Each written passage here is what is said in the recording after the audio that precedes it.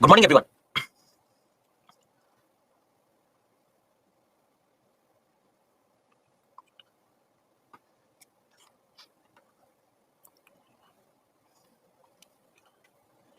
So yesterday we had concluded our discussion on poverty and moved into hunger. So if you have any questions so far, please let me know so that we can address those questions.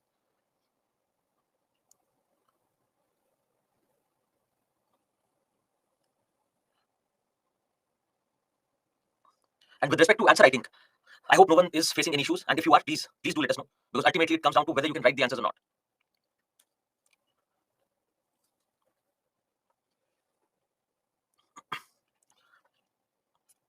Okay, so let's continue our discussion.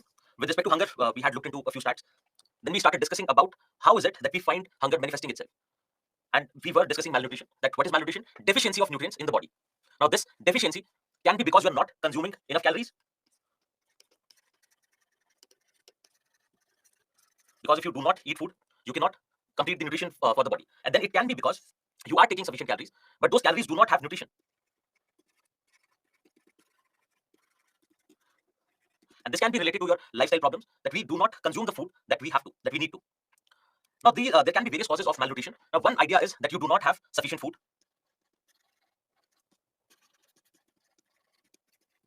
or which can be called food insecurity. So, if you do not have sufficient food, it leads to food insecurity and ultimately to malnutrition. Now, there can be other reasons as well, because if you are not healthy, say you have any kind of disease, your body would not absorb nutrition, and that can also become a reason for malnutrition. Now, what we have to do is we have to remember that when we talk about malnutrition, it is not just food insecurity because of which malnutrition can happen. It can happen because of other reasons as well. As already highlighted, it can be because of micronutrient deficiency, that you are consuming enough food, you are having nutritious food, but it lacks micronutrients. Then it can be because of poor access to sanitation, poor access to safe drinking water, because these impact your health and ultimately it leads to malnutrition. Then if the level of immunity of your body is low, that can also lead to malnutrition. So we do have to remember, because you'll find a similar question, that whether it is food security or other factors that impact malnutrition. So idea behind this is, if you look at the governments, what they have been doing is they have been targeting food security. So with opening up of your FCI, with your public distribution system in place, with fair price shops, etc. So the focus has been primarily on food security, but food security is not the only problem that we have with respect to malnutrition. Now, when we talk about malnutrition in children, it manifests itself in three ways. One is chronic malnutrition, then acute malnutrition, and general malnourishment. Now, that's three ways, because why are we doing this? Children, generally, it is considered that in any family or in any society, it is the children who are accorded, say, preference when it comes to food security. That if you have limited food, it will be the children first who will be fed. And basis this, you'll find that we have a global hunger index wherein it accounts these factors. First one is stunting. Stunting means you do not have sufficient height. Now, this height that you have, this short height that you have, is not according to your age. You'll find children who do not grow or who do not get the kind of height that they're supposed to at that particular age. Similarly, it can be underweight, wherein you do not have sufficient weight for the age. Now, according to their age, you'll find thin children. That is what? Underweight. Then also you have wasting, which says that a person or a children does not have sufficient weight for their height. So they are tall but thin. Here, if you talk about underweight, they are thin. But the idea is, according to their age, they are not. They do not have sufficient weight. And similarly, in stunting, it is that they are short compared to other children of their age. So there is, say, average height and average weight according to age, which has to be achieved. And if they do not have, it results in either stunting, wasting, or underweight. So I hope these three are clear. Now, if you talk about this malnutrition, one of the factors we said was food insecurity. The first idea is there should be sufficient food, and this food insecurity can work on a family level and can also work on a national level. If you remember, during the Green Revolution, before your Green Revolution, India was facing food insecurity, that we did not have sufficient reserves to take care of the dietary requirements of our population, and that's where the push towards Green Revolution and ultimately your public distribution system, etc. Now, the first thing that we have to ensure is food security. Now, food security is something where you do not have access to adequate amount of safe food, which can ultimately help you get nutrition for the body. And if you do not get sufficient food, it leads to malnutrition. So food insecurity in terms of undernutrition. So we said there are two ways. One is undernutrition, wherein one does not get sufficient nutrition for the body because they are not having sufficient food. And the other idea is that yes, they are having food, but it is not nutritious. So food security relates to undernutrition as such. When we talk about food security, there can be multiple reasons. Now, if you do not produce enough, then how do you take care of your needs? If it is not distributed properly, then also leads to food insecurity. So on that basis, we'll look into a few reasons with respect to food insecurity. What are the causes of food insecurity? Now, it can be related to agriculture. Why? Because ultimately your food is coming from agriculture. It is coming from the crops that you grow. So if you're not having sustainable agriculture, if you do not have sufficient productivity because of various issues like erosion, salination, you will not be able to produce more, and hence can lead to food insecurity. Then because of climate change, changing pattern of monsoon, if you're not getting sufficient rainfall, you will not be able to produce more. Your crops might die. Then also this can happen because of natural disasters. The entire region got flooded, or there was a drought. And also, if you see that it can be related to infrastructure as well, in the sense that if you do not have proper irrigation facilities, you're dependent only on monsoon, then the chances are, if there is any irregularity with respect to monsoon, it will lead to food insecurity, it will lead to less production of crops. So one aspect can be agriculture. Then another idea can be that yes, there is food, but it is not, people do not have access to it. People are not able to afford food. So it can be because of your gender. That basis gender we have already seen. Basis gender, we have already seen that people do not get equal access to food. Both the genders do not get equal access to food. So it is generally women who will face the problem of food shortage. Then with respect to your affordability, if you're poor, you cannot afford food, then it can be because of poor feeding practices, and you can relate it to awareness. If the parents are not aware what is the nutritious food which has to be provided to the child, it can also lead to food insecurity. Then poor food choices with respect to your lifestyle, you can see that the kind of food that we have today, which is leading to various problems. And even though we do not realize, but ultimately the problem with our immunity, the problem of falling sick very often is related to nutrition, because nutrition is not being accorded, say, enough importance for that matter. Yes, we do talk about physical workout, etc., but again, one of the most important component of keeping one healthy is nutrition. Then household food insecurity, in the sense that the entire household has very sufficient resources, which say they have enough for 2 people, but there are 4 members in the family. So there'll be at least 2 people who will face this problem of not having sufficient food, or otherwise, alternatively, that this food that was enough for 2 will be divided among 4. So that also is there, and basis that we see that what is the intensity of food insecurity, and we'll come to that. Then if there is large family size, and we see that in, if you remember, poorer households will tend to have more number of children. The fertility rates will be higher. Now, if the family size is large, and it is not just limited to poor families, but otherwise as well, if the family size is large, you do not have sufficient resources, that can also lead to food insecurity. Then if you do not have safe drinking water, proper sanitation facilities, you are more susceptible to falling sick. And if you fall sick, then ultimately it reflects on the nutrition levels of your body. Then uneven distribution of agricultural resources.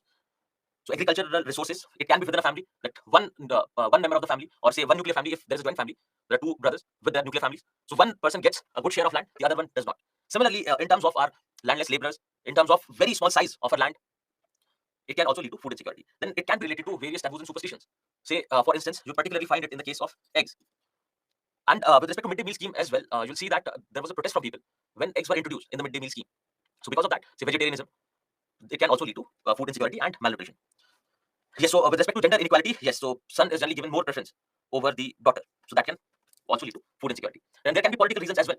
The political reason can be, one, the government is not focused on eliminating food insecurity. The government has the say open market policies. They do not support the poorer sections of their country. Now this poor food system can be poor food distribution system.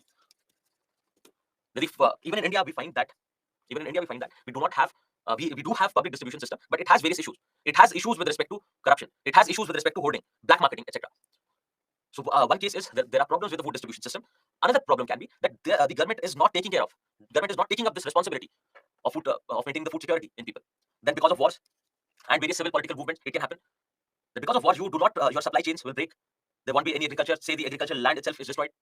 So that can also lead to problems. And then you can also mention disasters that would not fall under political, but because of disasters, if proper steps are not taken, it can also become a problem. The migrant crisis during your COVID times, during COVID lockdown. So it was later that the government realized that you have to provide people food, because a lot of our population is dependent on their daily wages, is dependent on the public distribution system for their nutritional requirements. Then the policies are not effective. Yes, the policy is in place, but they are not effective. Then also you can think in terms of the kind of changes made to the agriculture.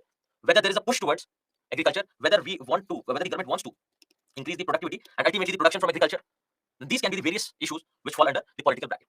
So you have asked whether it is about proper storage facilities. Yes, it can be, because when we talk about infrastructure, we say one is to improve agriculture. So you need infrastructure to improve agriculture. Then you need infrastructure to store that produce, and then you also need infrastructure to distribute that produce.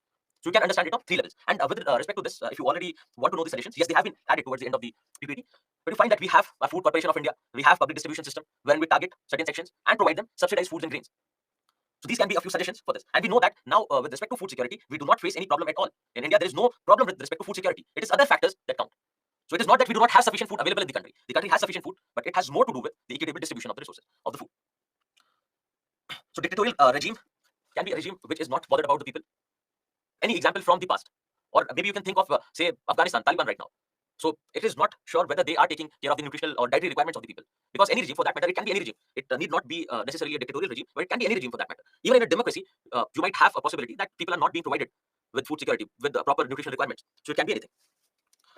So yes, so what we have to look at is that you do remember the agenda. The agenda is malnutrition. The agenda is to stop malnutrition. The agenda is to curb hunger. The idea is that we look into malnutrition in children, because they give a proper idea that how a family is faring.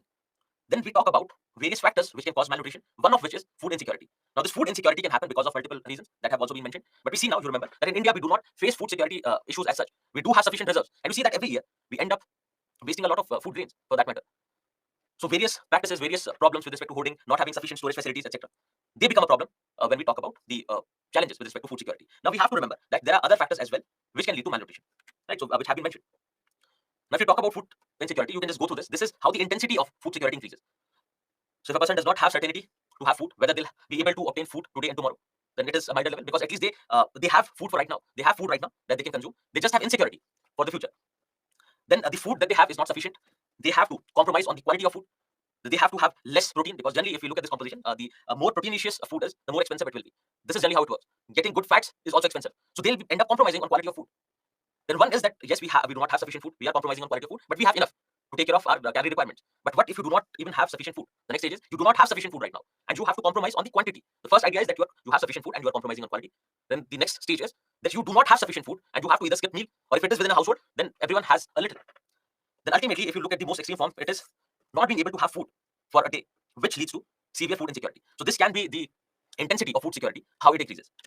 Then this food insecurity leads to various problems with respect to malnutrition that you'll find, be it child stunting, be it wasting, be it deficiency of micronutrients, that was termed as hidden hunger. Then it can also be overnutrition.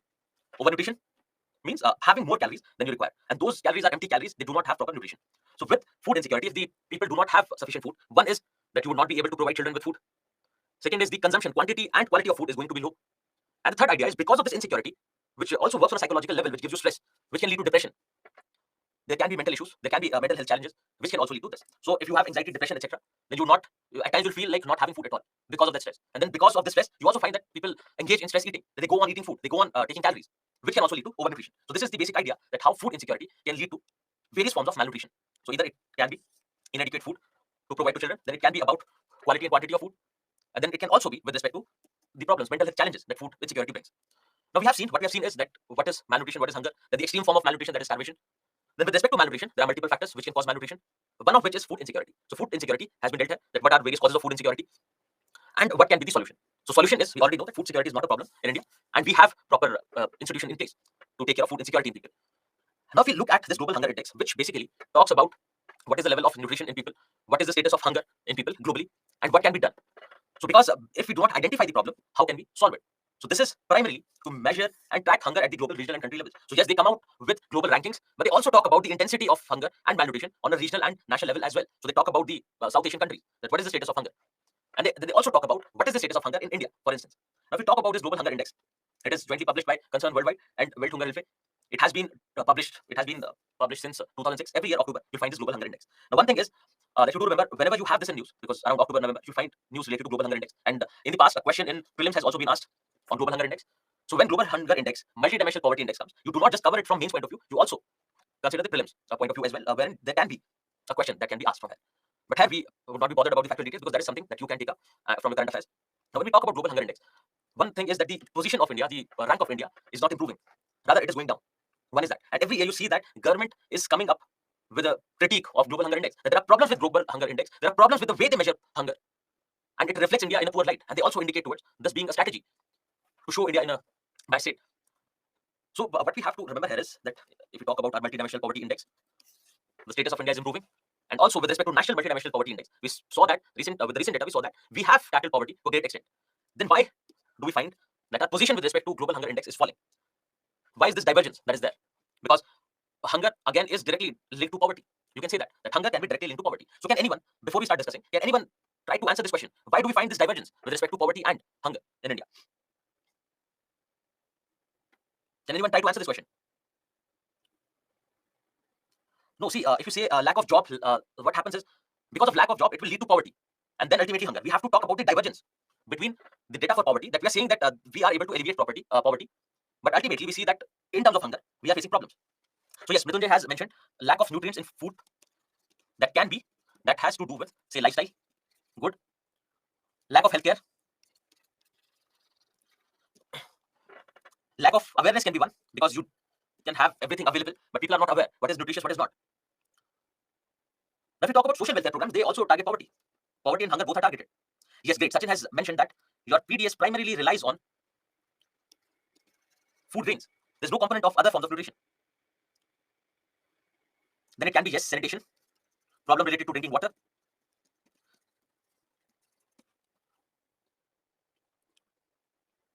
Inflation can be another factor. Now you see that we have also mentioned here a few factors which directly reflect on the status of poverty as well.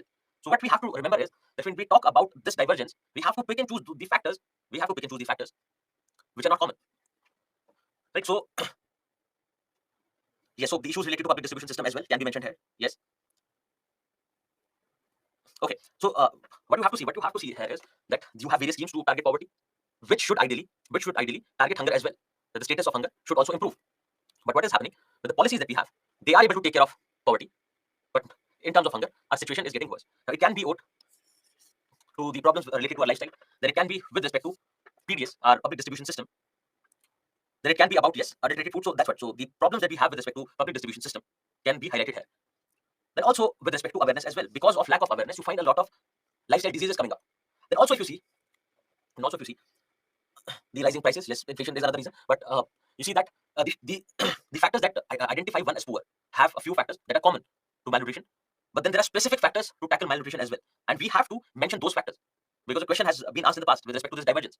So if there is a divergence, we say that the poverty is decreasing, but hunger is increasing, then it becomes a problem. So we have to factor in these problems as well. Then also, if we criticize this global hunger index, when we criticize this global hunger index, you'll get a couple more points. So right now, I just wanted to know whether you are able to contemplate or not. And you are pretty much in the right direction, but we have to remember that when we talk about drinking water, sanitation, they are also factors in your MPI, and we see that country has been faring well with respect to these.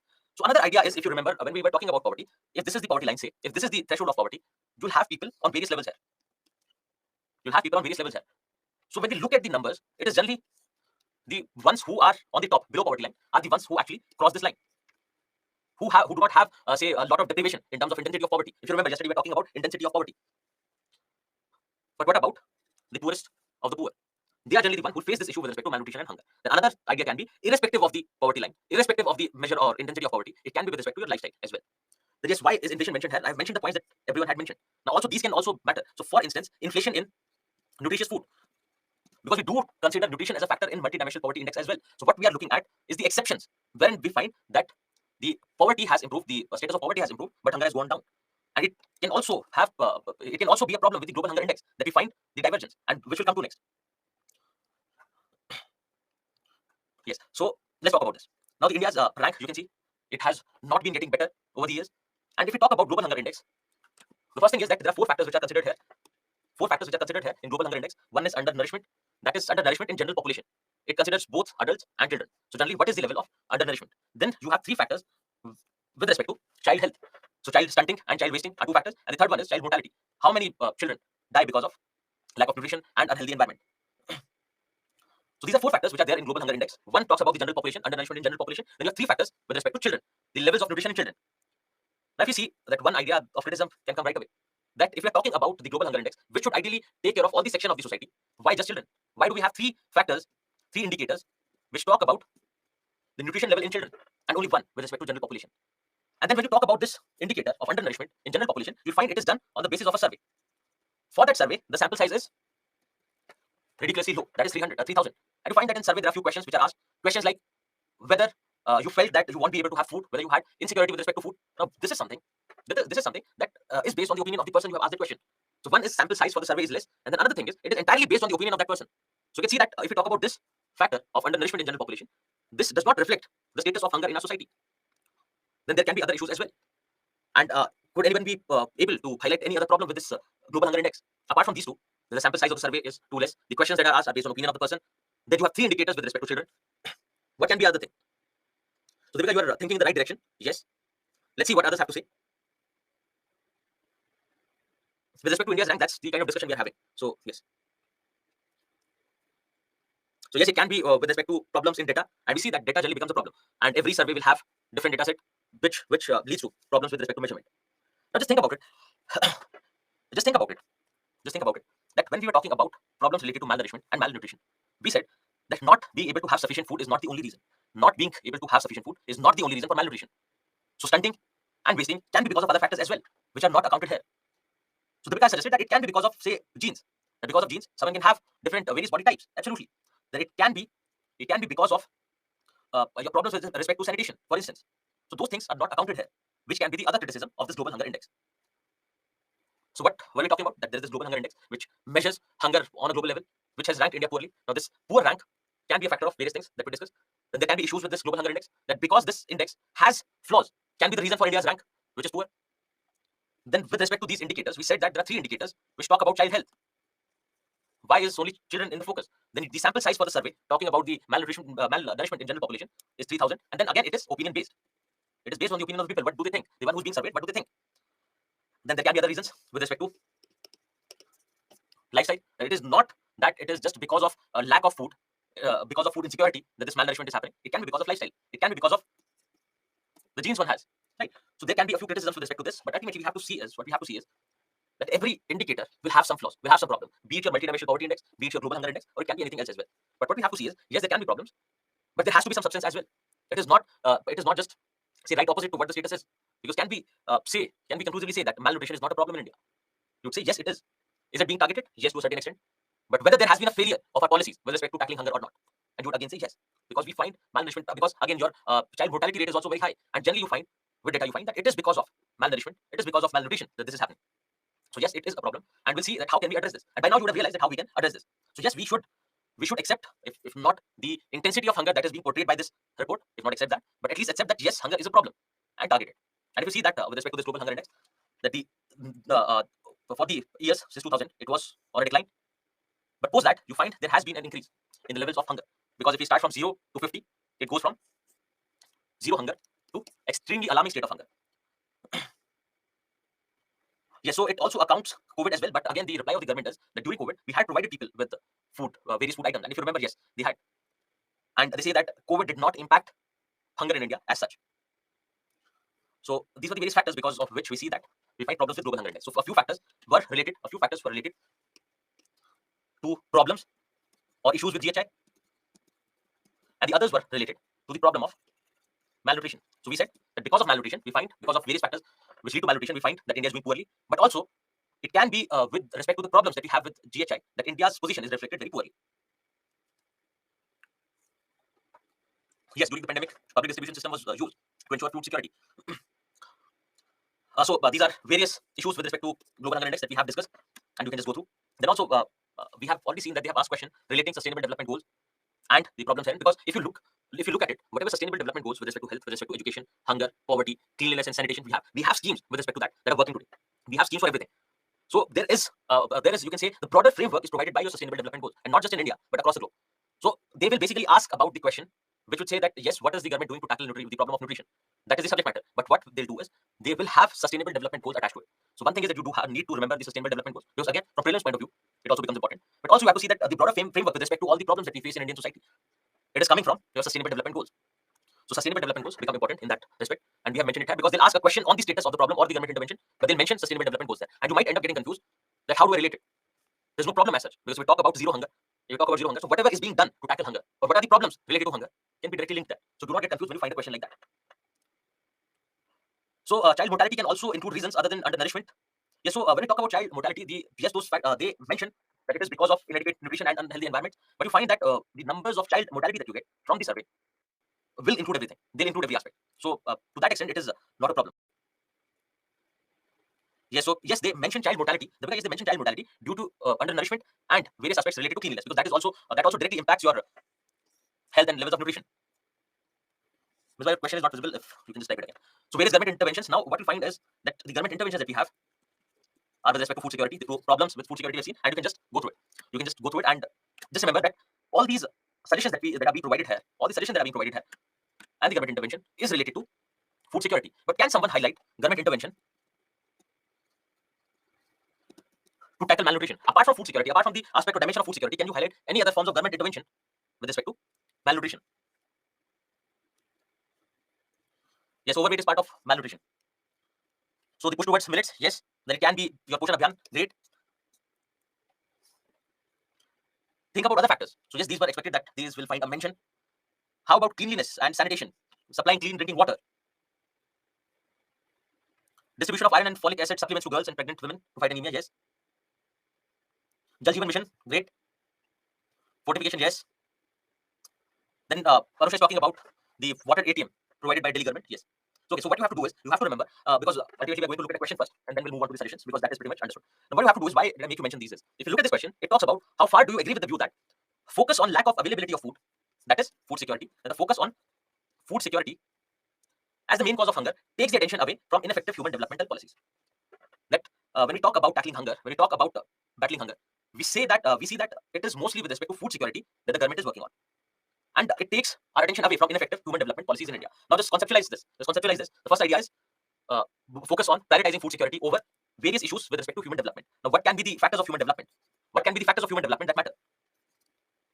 Healthcare, or rather than writing everything separately, you can talk about standard of living. What can be something else? Yes, education and awareness, income security, security for income. So that is also part of human development. Great. So with standard of living will come your clean drinking water, sanitation, etc. Now, what we have to do is we have to figure out that what are the problems with respect to these dimensions? What are the problems with respect to these dimensions? And why do we find that we have only pushed towards food security? Right. So yes, basic elements of social security. So what we can do is that simply we can take up these dimensions of human development and talk about them. But during let's come to the conclusion part first. In conclusion, what you have to say is that it is not just food security. It is not just food security that the government is targeting. They are also working in the arena of human development as well. So yes, the policies might have problems, but it is not that the government is not looking at human development at all. And then you can mention a couple of schemes related to this, or government intervention related to this. So conclusion will be government, because we have to ultimately end on a positive note. So government intervention with respect to human development index, so that it does not just highlight the negatives of it.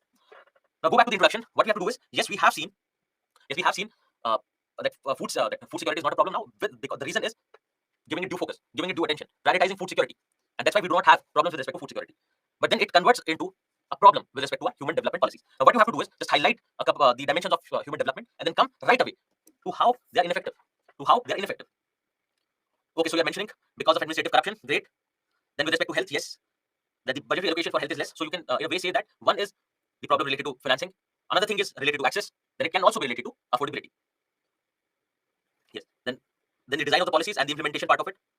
So I hope you are able to understand now. So what we are doing is, what we have done with this question is, we talk about how government has focused on food security to tackle hunger. That is the introduction part, 2-3 lines, 4 lines, that's it. Then you come to the body part, wherein you talk about how these human developmental policies are ineffective. So highlight the problems with respect to this. And right now, if some of you might not be able to say comprehend that what is this budgetary allocation with respect to healthcare, etc., those things will be covered in the chapter to come. The next chapter is healthcare. We will discuss it there, and then you have education, so you will be able to get a good hold of these human development policies. So we highlight how these are ineffective. And also, what we say is, it is not that government has focused only on food security. They have been taking care of human development policy, human development as well. You mentioned a few things, and maybe end with a suggestion. So yes, infrastructure is a problem that leads to problem with respect to access, etc. The problem with respect to targeting the beneficiaries, that who's the target group, right? Allocation is already done. Great. So this is the kind of question that you see in the past. And again, the way they have asked a question in prelims, they can ask a question on global hunger index as well. So there also you have to remember all the dimensions. One is that it becomes a problem. Then what are various factors which can cause malnutrition? Then you come to the critical analysis part of global hunger index. So remember this, because you do not know from which dimension they can ask a question. Because if not just hunger, they can talk about the relationship between hunger and poverty. They can talk about relationship between nutrition and health. Right? So they can ask those questions. So you do remember. Yes. So it depends on the question. How the introduction is. Yes. So with respect to income security, you can also mention Manrega. But you do remember that it is not just rural areas that you have to keep in mind. It can be with respect to employment generation in general as well. Because when we talk about human development, it is not just rural area, because we tend to think only in terms of rural areas, but we do have to keep everything in mind. So because we just highlight a basic few dimensions of human development, and then you approach it. That is the simplest way to do it, and talk about the inefficiencies. Okay, so let's get back to our. So we have discussed the problem, that this is the problem of malnutrition and hunger, and then now we have to think about how to tackle it. Now think that if you want to tackle malnutrition, one idea is that it happens because of food insecurity. So if you fix food insecurity, problem solved. Then problems with respect to government intervention. That the way government intervenes is not holistic, is not up to the mark. Then you can also think of problems of malnutrition because of factors other than food insecurity. What can be the other factors? It can be your lifestyle. It can be the access and affordability of food. So you talk about affordability. Then it can be because of problems with respect to healthcare facilities that are available. Then it can be because of not getting access to clean drinking water and sanitation, etc. Right. So what you have to do is, you have highlighted the problems, the dimensions of the problems, wherever we have problems. And what you have to do is, you have to come up with an answer for the same. So to check food insecurity, now with respect to food security as well, you break down it into dimensions. One, it can be related to the production and productivity from agriculture. Then it can be with respect to distribution. So there can be problems with respect to production from the land or from agriculture, which can be fixed, and you know various factors, everything is there. Then it can be with respect to distribution of those crops or distribution of food items to the people. So you fix those problems, like your problems with respect to PDS, your problems with respect to storage, your problem with respect to quality of food. Then you talk about this distribution or government intervention is a larger idea, because government intervention in distribution of grains, there is a problem, you fix that. The government intervention in terms of making food affordable, making quality food affordable. Remember that it has to be quality food, because with respect to TDS, we also find that one it focuses only on grains. Then you talk about the quality of grains or the quality of food that you get, and then you talk about affordability in general, because whatever good quality foods, high protein, good quality fat foods are there, foods high in micronutrients like vitamins, your fruits basically are very expensive, so they are out of reach of people, which can also lead to malnutrition. So I know now you see that you can easily come up with a solution. If you have a problem with respect to healthcare, you highlight what are the problems with respect to healthcare and you deal with those.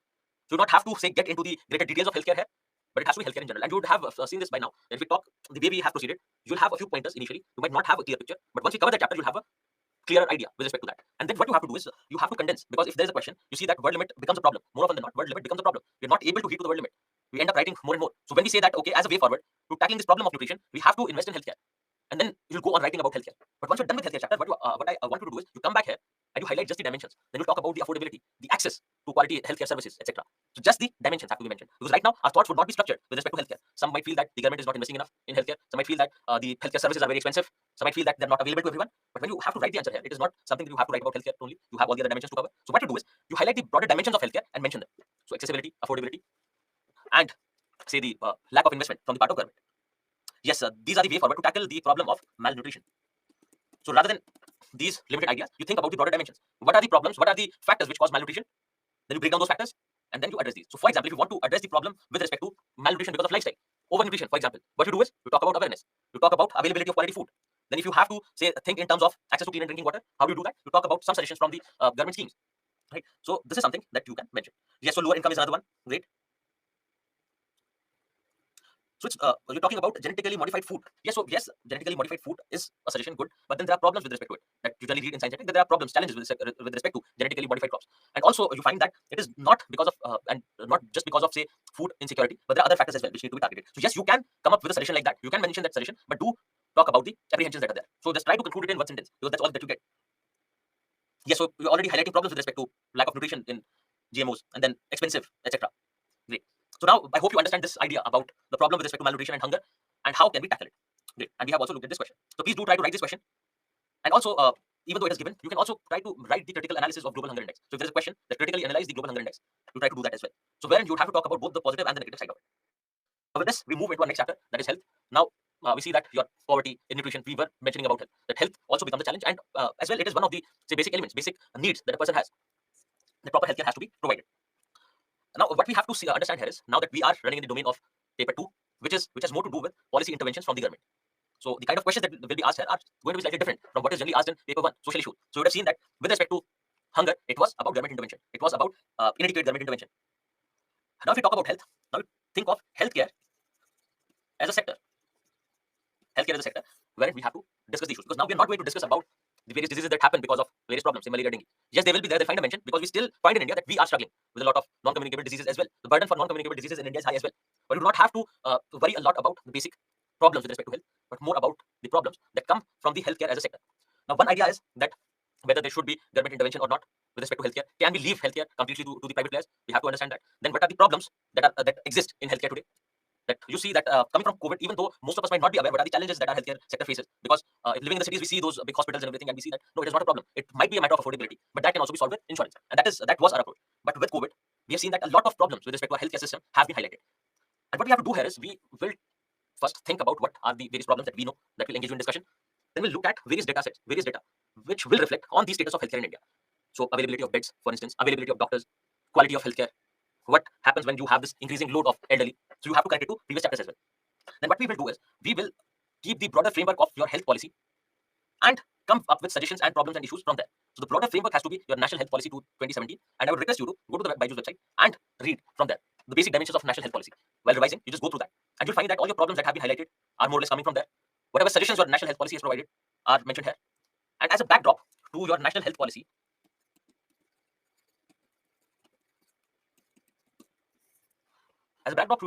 you see that what is the basic status of health in India. So there can be a few indicators which have a slightly older data, but whatever updated data I could find, I have updated here. So what we'll do is first we'll talk about the issues related to healthcare sector. Then we'll talk about what the government has done with respect to those problems. So it is also going to be discussion on the policy level. Then with respect to this government intervention, there can be a few challenges. Right? It can be the policies that are there, the schemes that are there might be inefficient. They're not able to cater to the larger public, etc. Then you have to think of the suggestions with respect to these challenges. So we are going to highlight the issues with respect to healthcare in India, move on to what government is doing to tackle those problems, then what are the challenges with respect to government intervention, and ultimately the suggestions. And this entire thing will happen under the broader framework of your national health policy. So national health policy, please read it once. Not the entire policy because it is a long document. Just go through Byju's website, just open Byju's website and go through the pointers that I mentioned there. And that would be sufficient. Okay. Now before that, look at this question that was asked in the past, and it was a very obvious question for that matter. So the deficiencies in India's public health infrastructure were brought to the forefront by COVID-19 pandemic. Identify these deficiencies and suggest measures to avoid a similar problem in the future. Now, what we'll do is we'll come to this. Before that, what you have to do is you have to tell me what are the problems that you can identify with respect to our healthcare system. Now, also do one thing. First, come up with the framework. First, come up with the dimensions. What can be the dimensions in which we have to think? So, starting with infrastructure. What can be other dimensions apart from infrastructure in which we can think? So, personnel or human resources, great. We're talking about budget, or you can actually split infrastructure in various parts. So, the infrastructure can have problems related to access, affordability, quality. Then what else? That the infrastructure as a whole can have a problem related to finance or budgetary allocation. Then you can have problem related to awareness. Great. What else? No, we'll come to infrastructure. Let's highlight the dimensions in which we have to think. Yes, so it can be with respect to your environment. We're talking about pollution, so it can be with respect to environment that you might face problems. Great. Research.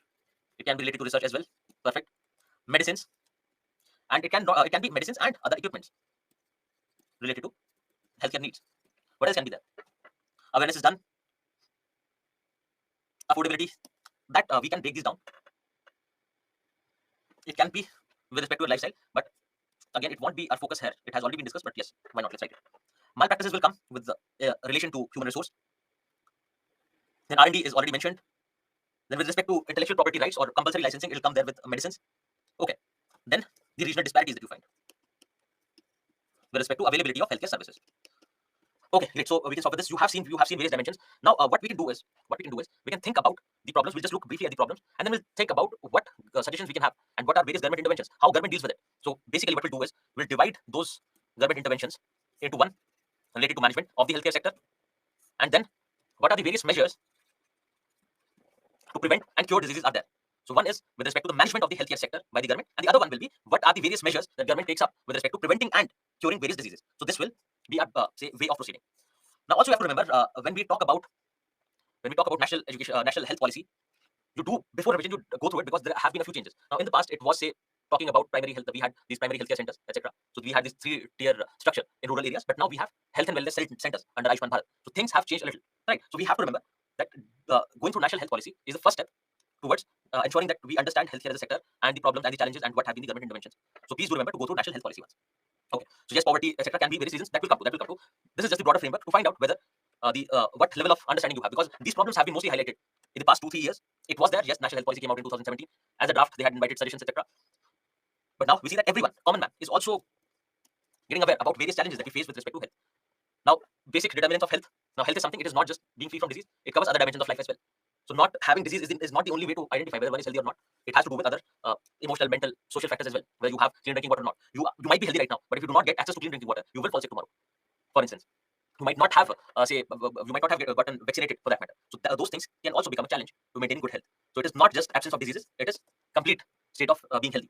Now, various determinants are access to various types of health services. Now, why are we doing this? You will understand later. So, access to various health services.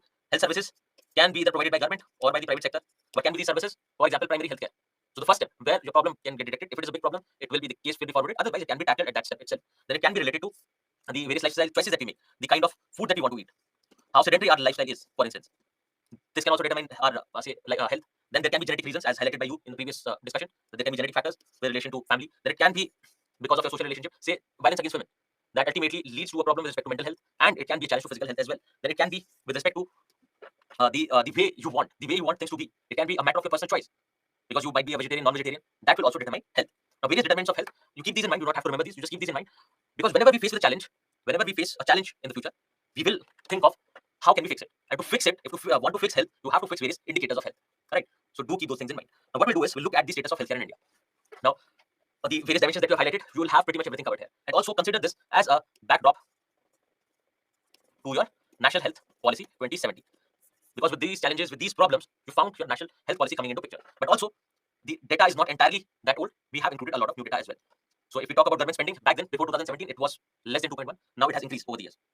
No, national health policy does not come every 5 years. And also, you have to understand when we talk about a policy, it lays the groundwork for in what direction we are supposed to move. So if you want to take care of health, for instance, I'll tell you, if you want to take care of health, if you want your population to be healthy, what are the various dimensions in which you have to work and the way in which you have to work? So it cannot be, it cannot come in a very short span, right? So 5 years are not sufficient because it will be goal oriented. It has to be goal oriented. That we have this goal, we have to achieve this goal. So if you keep changing your goalpost every 5 years, then you will not be able to achieve the larger objective that you would have once thought of. And also, health is a state subject, yes. And if health is a state subject, you'll find that every state will have their own policies, different framework for that matter. So there'll be a lot of fragmentation with respect to a healthcare system in the country. So to have a uniformity of sorts, to have a uniformity with respect to the health policies across the country, we have this national health policy. So basically, any national health policy, any health policy, will talk about improving the situation. What are the goals? What are the priorities among those goals? And what are the main directions for attaining them? So in what direction we have to move? What are the problems? Which problems are on a priority? And what is the way in which we have to proceed? Okay. So going back to this, let's talk about government spending on healthcare. So these are various issues. You can think of them as issues. You can think them of as status of healthcare, because yes, direct question would not be asked. They would not ask you to present data in your answer. But yes, you need to use data to actually say substantiate your answers. You need to substantiate, because you cannot go on writing in abstract terms. And once we have moved in this dimension of social justice, it has to be so it becomes important that you have data with you. So you do not have to remember everything. You just keep it mentioned there, and let's see what you can remember, because you might not remember the data for infant mortality rate. You might not remember the data for maternal mortality rate. It can happen. It can happen to anyone for that matter. But what we have to do is we should try to at least remember the important parts of it. Okay.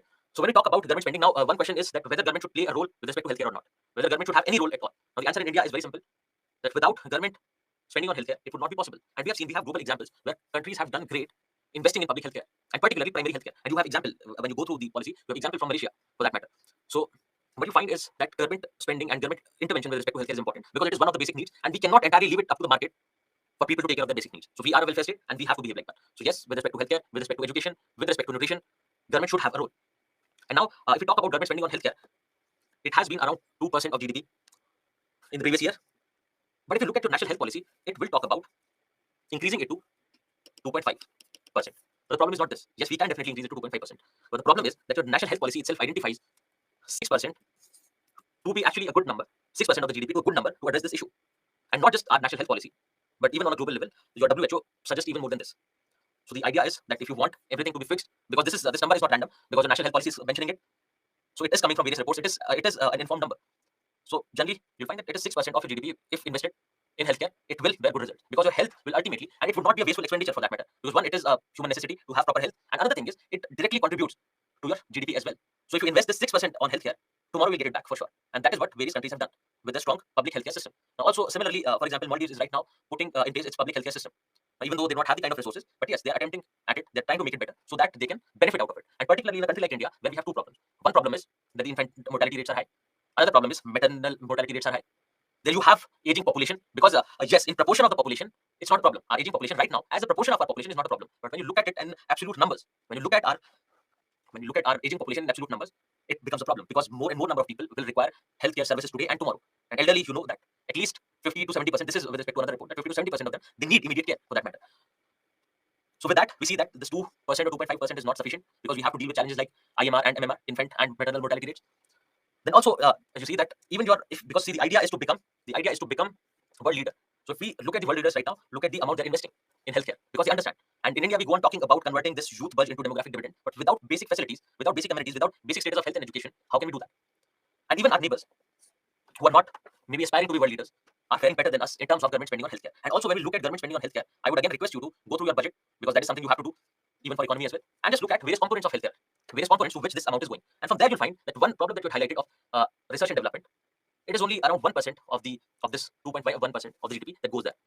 So 1% of the healthcare expenditure goes to research and development, and you understand this, that without research and development, we cannot expect to fare better in terms of health, because it is from research that we will be able to understand that what are our needs, what are new diseases that are coming up, how is it that we can tackle those, etc. Another problem is malnutrition that we have seen in the previous chapter with respect to the global hunger index as well. So malnutrition, direct impact on health.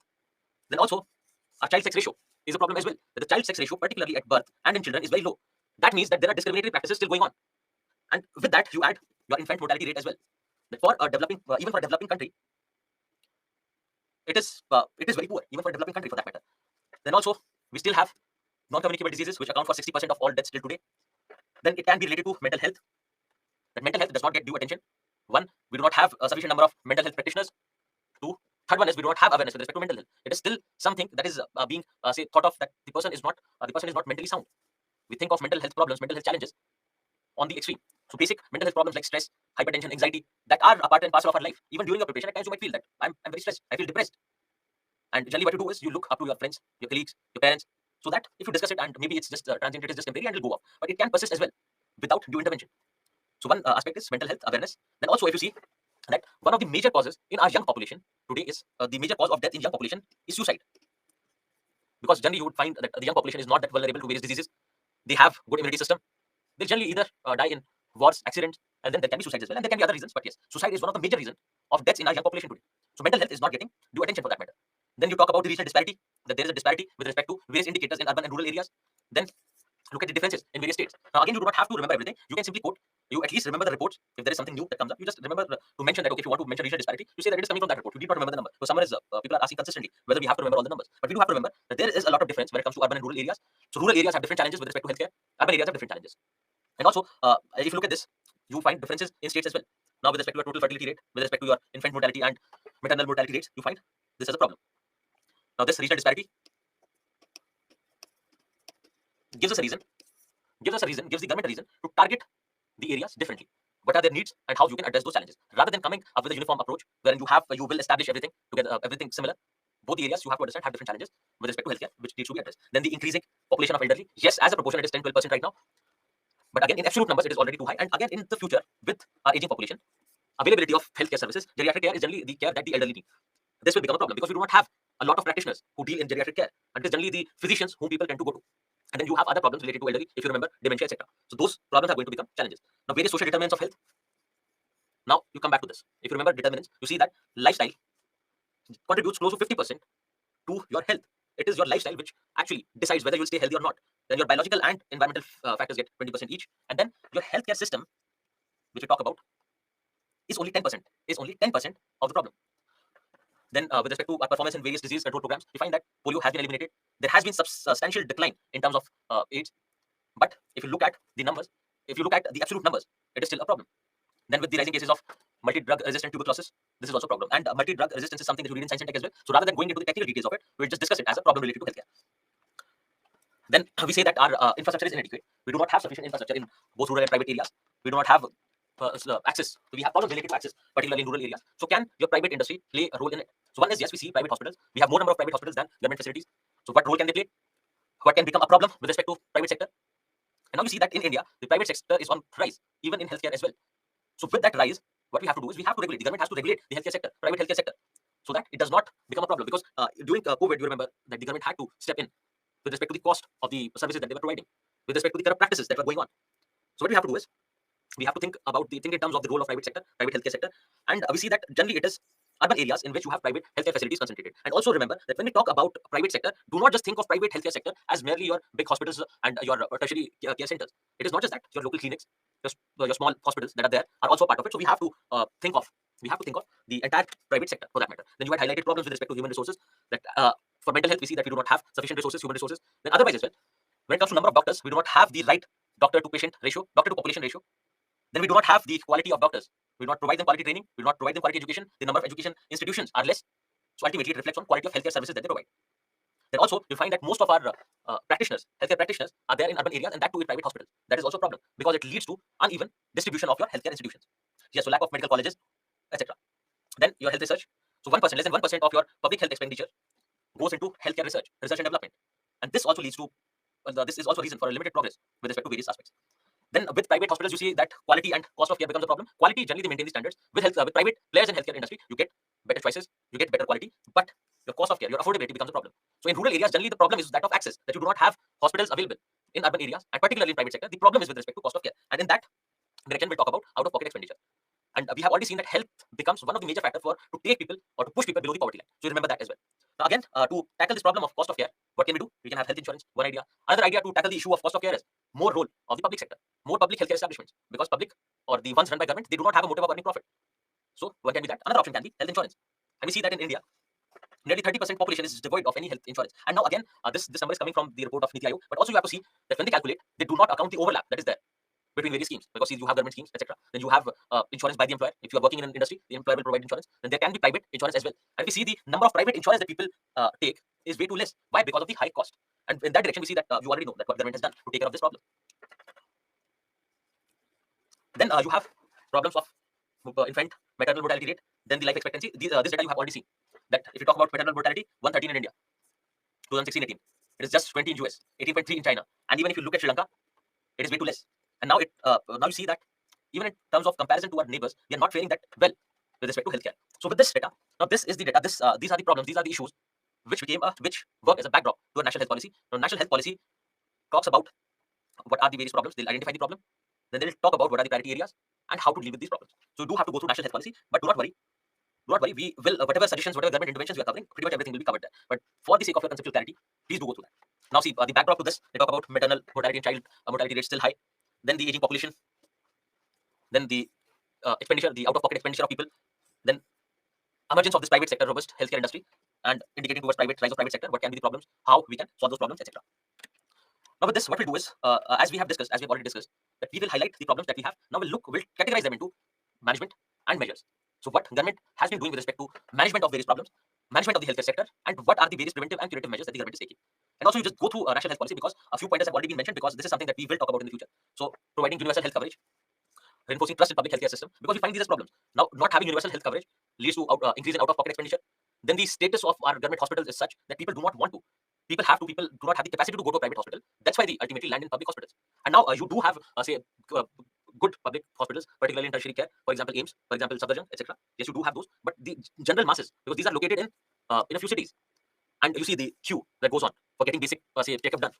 But it is with respect to the public healthcare infrastructure that is available in rural and urban areas, the district hospitals, your primary healthcare centers, and the moment you look at the situation of those healthcare centers, you do not feel like going and taking any kind of services there. So, which is a problem, and that's why you have to ensure that people have faith in the public healthcare delivery system.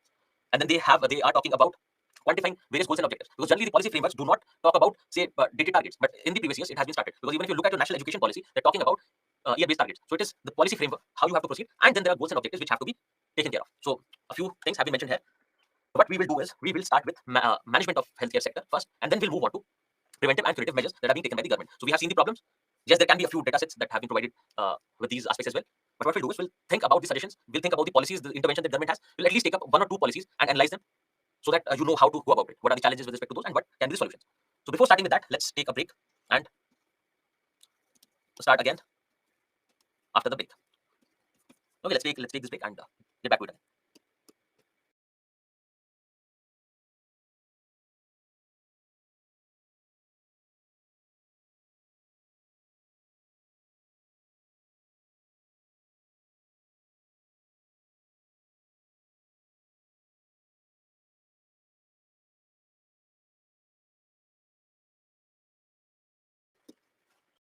You also have to look at population. Well,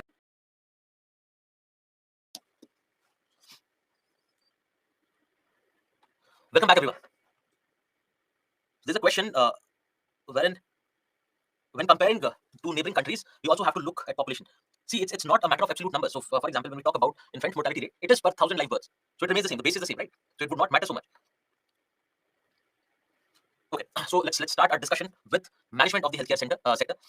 Now here we have highlighted a few issues which were related to access, which were related to affordability and quality. So let's see how we deal with those. So the first thing that we said was there is a lack of basic infrastructure. Now this lack of basic infrastructure, can this be dealt with? Increasing the public expenditure and letting the private sector, or increasing the role of private sector in health? Yes, it can be. We'll see that. Then we talk about the aspect of access. Then you can also think of digitization. That with digital means we can reach the people whom we were previously not able to. Then if we talk about affordability, we say that the costs are high. People have to spend a lot on healthcare. Then as a solution, healthcare can be one. Increasing the spread of health insurance. And the other answer to this can be by increasing public expenditure on health. But if we increase public expenditure on health, we can provide cheaper services, cheaper healthcare services to more and more number of people. And then also we had the issue with respect to governance and accountability. But what is it? What are the problems with respect to governance of the healthcare sector? What is the problem with respect to accountability of your, say, doctors, of your healthcare system at large? So let's look at these one by one. So do understand that to address the problem of basic infrastructure, we can have multiple solutions, and let's see what government is doing. So now it will be more in the form of suggestions. And Aven will also highlight a few challenges as well. So now if we talk about privatization, that is increasing the role of private sector. Why do we need it? To increase the access, because we have problems related to infrastructure, we have problems related to human resources, and these can easily be addressed if we incentivize private sector to enter healthcare. If we incentivize them to reach rural areas, because in rural areas particularly we see that the presence of private healthcare sector is not much. So we can increase their presence there so that we are able to deal with the problem of access. Now, what can be the benefits of privatization? So what can be the benefits of privatization in terms of access, in terms of other things?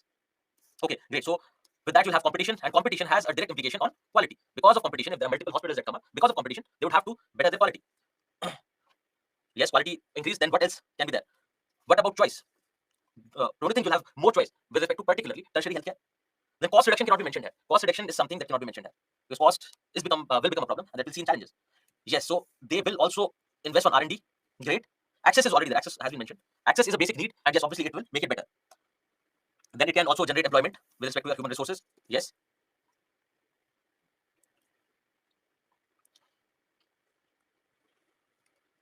Okay, so just think about this. If you the moment we talk about private hospitals, and particularly big private hospitals, we see that the idea is that we'll get better quality healthcare. The doctors are better there. People are more responsive there. If you go, then there is someone to help you with whatever you need. There is a help desk.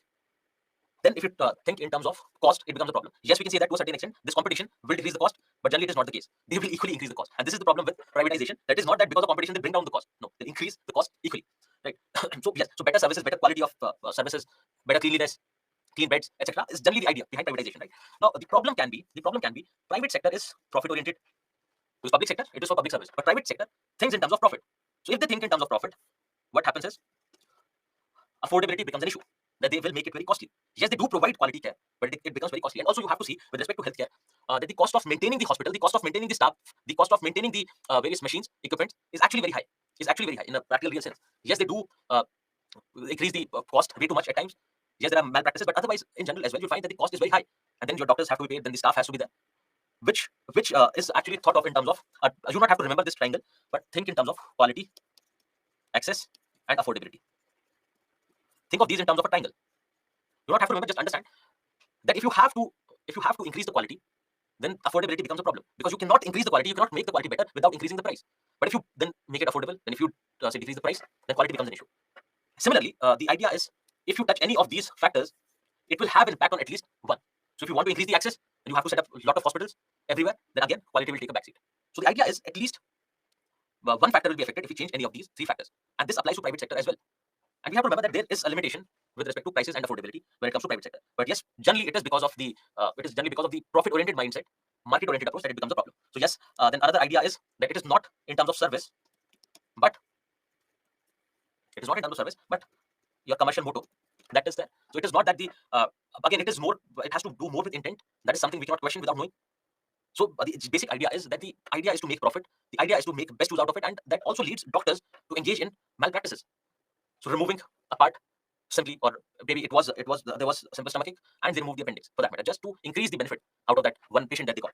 So that becomes a problem. Then yes, with respect to illicit practices, organ trade, etc. And organ trafficking is something that we'll see separately, and it should have ideally been covered here, but we will definitely discuss organ donation and organ trafficking. Then with respect to the nexus between your pharmaceutical companies and hospitals, that the doctors from this hospital will prescribe only the medicines from this particular pharmacy. That also becomes a problem. Then what else is there? What else can be there? What other challenges can be there? And also for your reading, I have left this link. So during revision, you can go through it. This is with respect to problems of privatization. So it does not cover all the problems of privatization. It just gives an instance of the malpractices that are there with respect to private sector. Then also you see that if it is profit oriented, then why would they want to open up primary healthcare centers in rural areas? They would want to come up with tertiary care centers, particularly in urban areas. Why? Because they are more profitable compared to providing primary healthcare services. So the idea behind privatization is that yes, it will help us even the spread throughout the country. But what happens is that the private hospitals, already that you see, the private hospitals are concentrated in your urban areas. And also in terms of human resource, yes, there is Medical Council of India, everything is fine. But again, you find that particularly the private hospitals, because it is not just the tertiary healthcare, but your primary healthcare centers, private healthcare centers as well, where you find this problem of human resources, that the doctors that are there are not qualified. And that also is a problem in terms of human resource. But yes, it can be questioned. Okay, now again, the push towards private sector can actually lead to decrease in spending on public healthcare. That yes, now it is private sector which will take up from here, and government need not invest in health anymore. So that it can lead to that direction as well. So there can be a few issues with privatization which can be solved. Now, if you want to solve this, if you say that cost is an issue, then regulation of cost can be a solution. The government regulates that the prices for these services should not cross this bar, and the private players, the private healthcare or private hospitals have to be transparent about the pricing mechanism. So increase transparency, regulate cost, hold them accountable for any problems with respect to the services that they provide. Then what else? To regulate cost, this is directly regulating the private healthcare centers. Then the other idea can be provide universal health coverage. Universal health coverage is basically to provide health coverage particularly to the vulnerable sections wherein they do not have to spend any money to get the health services. And your policy also talks about universal health coverage. So provide universal health coverage so people do not face a problem with respect to cost. Then what else can be the solution? Health insurance. Right? Provide health insurance. Then you can talk about PPP models where government and the private players work together, because that can be a good incentive to invest in rural areas as well. So public-private partnership can also be mentioned here. Then there can be other incentives for the private sector so that they do not, because generally from the rural areas, these private healthcare centers shy away. And then on the basis of that, think about mandatory rural posting for doctors. This is something will be covered with human resources. Think about mandatory rural posting for doctors. With that, you'll find that your doctors will also have to serve in rural areas. And the lack of human resources we find in rural areas can be covered. And also this can motivate your private hospitals to set up their establishments in rural areas, because now they have the people who would want to work in rural areas for their mandatory posting. Just an idea, right? So there can be various challenges with respect to privatization which can be addressed, and the issues with respect to privatization pretty much remain the same. You move from any sector, you move from education to health, health to some other sector. The issues with respect to private sector will remain the same, and the way we can address them will also more or less remain the same. So yes, we can directly regulate the pricing mechanisms, etc. for private players. We can hold them accountable for whatever problems they create in delivering services. Then there should be transparency in pricing mechanism. Then there can be health insurance and other steps like universal health coverage. Then we come to health, human resource management, wherein we see that in India, the ratio of healthcare workers per 10,000 people is 20.6, whereas in general, at least 44.5 is required. And also we see that according to Indian standards as well, even your health policy talks about it, that we have a shortage of healthcare workers in India. Now, when we say healthcare workers, it is not just your doctors, it is other professionals as well. It is your nurses, it is your nursing staff for that matter. Then it can be your other services that are provided in a hospital. Then it can be your ASHA workers as well. So these, you remember that when we say healthcare personnel or human resources with respect to healthcare, you have to cover all those. So even though we see that there has been increase over the years, but it is not sufficient. It is not sufficient. We need more and more. Now, why do we face this challenge of human resource? Why do we face this challenge of human resource?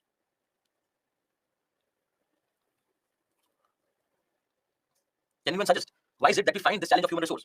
That one is, yes, the number of doctors we produce every year is not in proportion to our population growth. Now, yes, so lack of educational facilities, higher cost of education, of medical education, gaps with respect to training our healthcare personnel. Then yes, brain drain to a certain extent, because a lot of doctors from good institutions move away. Now also, so now we see that one, there is a disparity in terms of doctors available in rural and urban areas. Then there are issues with respect to quality of doctors and healthcare personnel available. Then we see that most of our healthcare professionals tend to work in urban areas. They want to work in urban areas, and very few generally go to rural areas to serve people. And then also you find that the growth rate of our doctors is less and our healthcare professionals is less compared to the population growth that we are seeing today. And now this is because of the problem with respect to lack of educational institutions, higher fees for these educational institutions, then gap in terms of training and manpower, and then also a lot of doctors moving out of the country after working, after studying from the educational good public education institutions here. Now, other issues with respect to this are that there is a divide between healthcare workers in public and private sector. Now, there also you'll find disparity. You'll find more number of doctors inclined towards private sector because of higher remuneration. Then you'll find more number of nurses and other healthcare staff inclined towards the public sector because of job security and better remuneration. Because the hospitals, the private hospitals particularly, do not follow equitable distribution, equitable incomes with respect to various healthcare professions. Then also you have disparities in terms of in which state you have how many number of doctors compared to the population. So there also you'll find differences, and you can take an obvious guess that where you'll find less number of healthcare professionals per 1,000 people, per 10,000 people. Then these challenges have been mentioned here, the distribution among states, difference between various official estimates of how many registered professionals are there.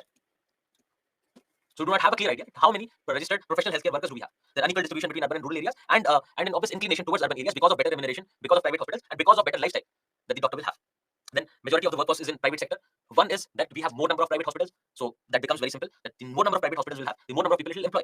The other thing is remuneration for the doctors, and also the location of presence of private hospitals in urban areas.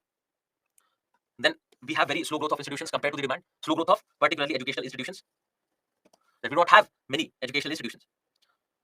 Then large scale presence of unqualified health professionals, and this is particularly limited to your private clinics. The doctors that are sitting there, they are practicing for years now, but they do not have any degree with respect to health. And this is something that you would have seen around, and this is also prevalent in rural areas as well. But the thing is, in rural areas, people generally prefer public healthcare centers. Now, you do not have dedicated policy for healthcare professionals. How do you have to train the professionals? What should be the part of their professional development? Then what is the projection of human resources in the future? That yes, the population is growing at this rate. How many people, how many doctors, or how many healthcare professionals do we need in the future? to tackle this population growth, because you need equivalent number of doctors to deal with that population growth. Then also, if you find that with respect to our healthcare workers and your human resources, that not just education, yes, they can get education from a proper institution. So the private institutions, the fees is high, so yes, they tend not to. But also there is a gap in terms of training and skilling them. One is about the new technologies that come. We see that most of our doctors leave the tertiary care centers in the in urban centers, in urban areas. But otherwise, if you see that they do not update themselves with newer technologies, with newer methods that come up, and they go on repeating the same method. Then also various practices with respect to now this problem of multi-drug resistance is primarily because of our doctors, because they go on prescribing the same medicine without looking into what impact it can have. So if they had a little orientation towards research, if they had a little orientation towards upskilling themselves, they would definitely go through international publications, etc., and it would not have become a problem today. So these things are there, and it has again to do with intent as well. So if it is just a matter of earning your livelihood, then you would not want to be that responsible. You would not want to think of it as a service and serve people better. Then also you're talking about your pharmacist giving medicine without prescription. And believe me, if you go to Western countries, there's no way you can get a medicine without prescription. So even for a pill as simple as your say something meant for headache, you need a prescription. That also becomes a problem, because then you have to run back and forth to the healthcare centers. But yes, generally what happens is, okay, I'm having a stomachache. Let's go to the pharmacist and let's ask him what is his opinion on my stomachache without actually checking it. So that is the problem with availability of medicines, that you have medicines available freely. Yes, so pharmacists they feel better when you ask them, right? They feel that, okay, I'm a doctor, so it's technically an upgrade for that matter. So yes. So what can be the various solutions? So whatever challenges that we have seen, we can just turn them into solutions. So one, mandatory rural posting has been mentioned, that we have to have regulation, proper regulation with respect to our human resources. Then incentivize doctors to work in rural areas. If not working with incentive, make it mandatory. If you're coming out of a public, because private institutions you cannot, but at least public institutions, if you study from a public institution, if you get this subsidized study, you have to mandatorily serve in rural areas. But again, any mandatory practice would be a question mark on the intent, because yes, they would, if it becomes mandatory, yes, they would go and serve. But what about the intent? Whether they would do it responsibly or not. Then similarly, you can set up medical colleges. Medical colleges, one is the problem with availability, then affordability. Tackle both. Have multiple number of medical colleges. Have the integrated medical college and hospitals, the way you have, say, AIIMS. Because when you find this integrated multiple colleges and hospitals, they were started by the public sector, but now they are reaching the private sector as well, and a lot of private institutions are opening their own medical colleges. So you do promote that. And also, you have to remember to balance the divide between the urban and rural areas. So if you give sort of preference to people coming from backward areas in matters of public employment, in matters of public health employment, what you can do is, because they would ultimately want to stay and live in that area. So someone coming from some other state, someone coming from an urban area would want to stay in that area. But people who are coming from the same state, they would have a sense of attachment to the area. They would want to live there. So why not give them preference on the basis of the area that they're coming from? Now, yes, so government has announced nursing colleges, etc. Yeah, so those things can be mentioned. Yeah, so one of the reasons for charging high prices is that people have invested a lot on their education and they want it back. But it is not the doctors who charge prices; it is the hospital that does. But also, it adds to it, right? So they would want more and more from the private hospital. So if the private hospital has to pay more fee to the doctor, they would charge more from the people who are coming from services. Then also, with respect to your multi-drug resistance, you see that there is a push towards Ayush, your traditional medicine, by the government of India to tackle that, and that has been mentioned there. But also, in terms of Ayush practitioners, we should promote that as well. So the ones who are trained in traditional medicine, and there you find the major problem is that of training. So yes, they can get education, but training becomes a problem there with respect to your traditional medicine. Now you talk about basic infrastructure, and also now you can stop thinking in terms of your CHCs, PHCs, primary healthcare centers, etc. Now it is better to think in terms of wellness centers, because government under the Ayushman Bharat scheme, they are opening up, or they are converting these existing healthcare centers into Ayushman Bharat wellness centers. They had those targets. They are doing it in phases. It is working out well in a few states. So a few states have already achieved that 100% mark, but a few haven't. So again, there is a regional divide. But now you have to think in terms of wellness centers when you talk about basic infrastructure. Then not just this, the number of beds in the hospital is also part of basic infrastructure. Availability of basic things like your services for oxygen, for instance.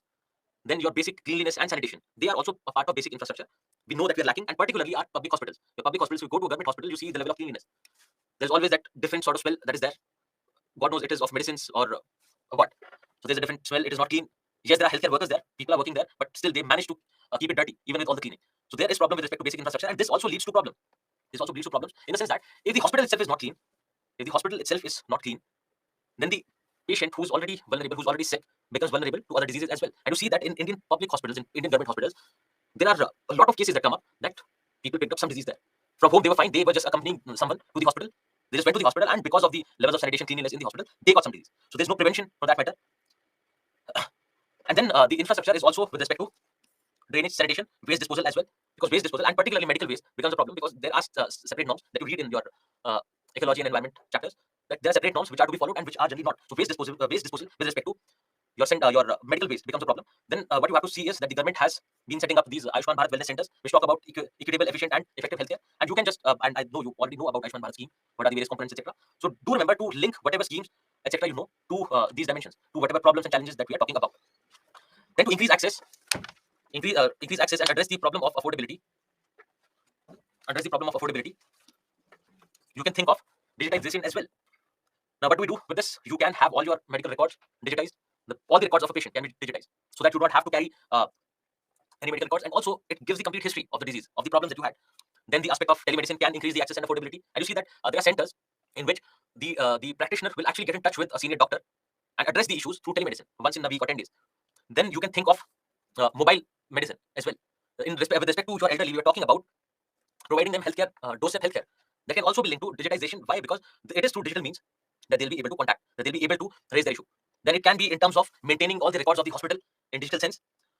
Then it can be, yes, your medicine delivering apps, the apps that you have that deliver medicine online. For example, 1mg, Apollo Pharmacy, and then a few other things as well. So what you have to see is, you to understand the dimension of digitization, go through the National Digital Health Mission, look at the various components, that in what dimensions or in what areas that the National Health Mission is working. From there, we can identify a few challenges, because it is easy to say that yes, digitize everything, but talk about the digital divide in India, for instance, right? Talk about digital divide is in terms of availability of infrastructure, digital infrastructure, and also the skill set, whether a person is resourceful enough or a person is skilled enough to use that infrastructure. So yes, what you can do is, we can talk about various features of digital health mission, where you have health ID, then DigiDoctor, and I hope you know everything. And this is something you can discuss.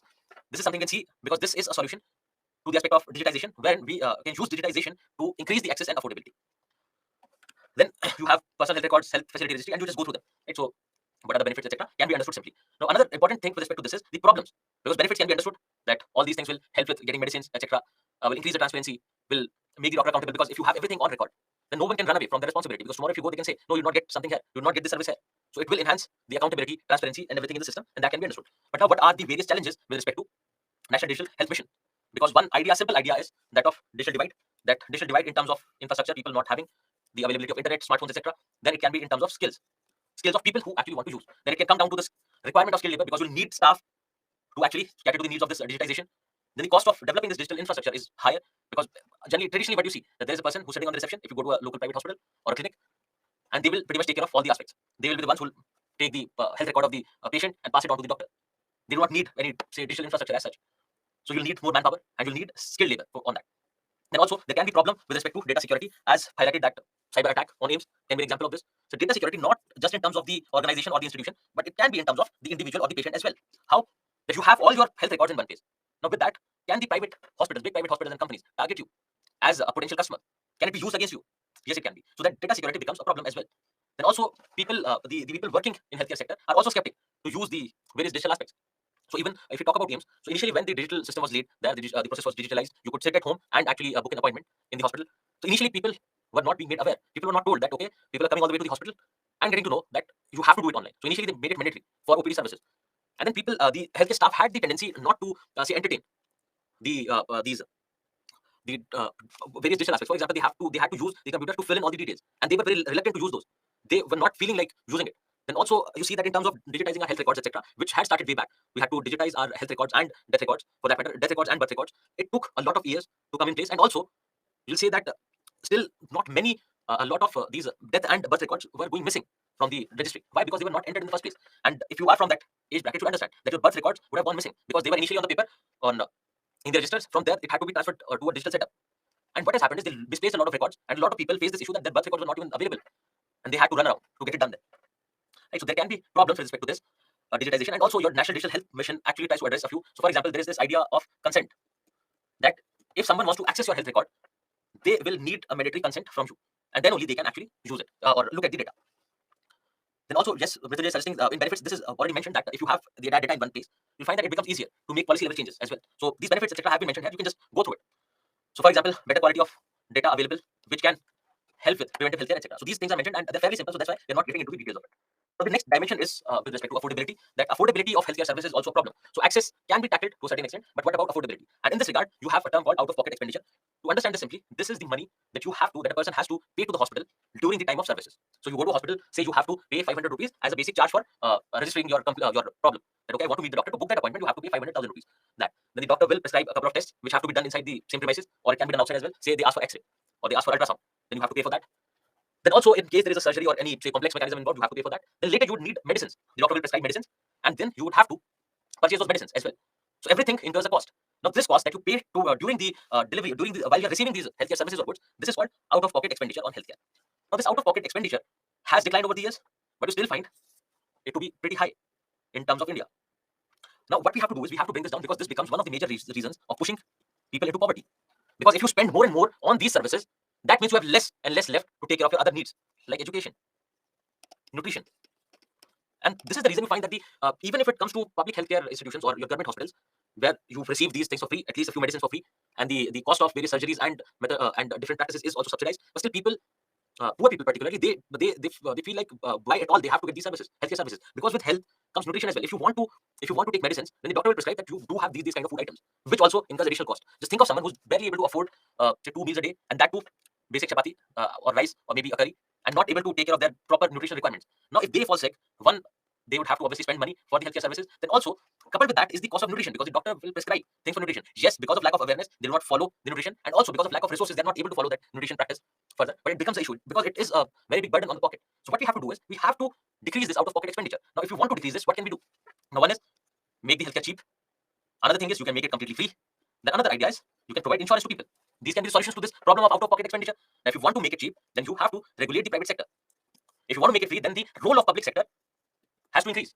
Then you have to set up more number of institutions, or you have to open more hospitals where you can provide these services for free. And even in this out-of-pocket expenditure, you'll find that medicines take the majority of the share. Out of this expenditure, you'll find it is medicines on which people have to spend the most. So you have to make those medicines cheaper, go with compulsory licensing, regulate the prices of medicines in the market. We can go also for parallel import. If you know from economy, you can also go for parallel imports for that matter. Parallel import means there is a medicine which is being imported from some country. Now the prices are higher here. But what you can do is there can be another country where the price of the same medicine is cheaper. Then you start importing from there. That is parallel import. Then yes, generic medicine compulsory licensing can be the solution to bring down the cost of medicine. And those are mentioned in the future slides. Now you see that you have to increase the spread of public health care. Then you have to regulate the private sector. And then also we can provide insurance. Because these can be the ways to tackle this out-of-pocket expenditure. Our national health policy also talks about bringing it down in the future. And you have it here. So they talk about regulating the healthcare to provide quality services at affordable cost. And then also provide comprehensive health insurance coverage. And now particularly to the vulnerable sections, because we find that it is the vulnerable sections who generally do not have health insurance, because most of the others are covered under some insurance scheme or the other, be it from the government, be it your private employer. And yes, to a great extent now people are investing in private insurance as well. Then also you would see that here you have written here simply because policy frameworks are more of more theoretical for that matter, are not very practical. And you see that here we have mentioned regulate the healthcare sector to provide quality services at affordable cost. Now providing quality services at affordable cost is not that simple, because we see that the moment you increase the quality of the service, the cost of the service also increases, and that is something that we have to deal with. And also as a solution to this, we can have smaller private hospitals spread throughout the country. But that becomes a problem because the government does not have the resources to do that, and the private players would not want to do this. So yes, let's get back to our agenda, that is decreasing the out-of-pocket expenditure. Now to decrease this out-of-pocket expenditure, you have Jan Arogya Yojana, which provides health insurance to economically weaker sections, and you know the details of the scheme. Now health insurance, there was a report by Niti Aayog in 21, wherein they were talking about that 30% or close to 40 crore people living in this country do not have any kind of insurance, are not covered under any kind of insurance. So we have to increase that spread. And also in this regard, you can think about Pradhan Mantri Jan Arogya Yojana and what can be the challenges with respect to this, because this is considered to be one of the largest schemes wherein the subscriber to that insurance policy doesn't have to pay. But also we have to see that it is not just providing insurance, but we have to increase the spread of insurance so that more and more hospitals and health facilities are covered under them. So these are a few things related to that. Now you can talk about stopping the corrupt practices, breaking this nexus between your pharmaceutical companies and your private hospitals. Then it can be with respect to accountability of your government hospital healthcare workers, because in healthcare centers and during COVID as well, there were a lot of reports, video records, wherein the doctors and other private other healthcare workers were not even available in the hospital. And similarly, you find particularly in rural areas that these doctors who work in these public hospitals have their own private hospitals as well, and it is the private hospitals where they sit for majority of the time. So we have to stop these kind of practices. And also, as we know that health is a state subject, and now there is a lack of coordination between the center and the state, because then there is a scheme of the center to insure people, then the state governments will have their separate schemes. So there is a lot of overlap of schemes with respect to center and the state, which has to be checked. And then also we have to, with health policy, we have given the general outline or the framework for this, but we have to make sure that the state governments are investing on healthcare. Also, what has to be done is that the investment in public sector has to be increased. As we have already discussed that it is around 2%.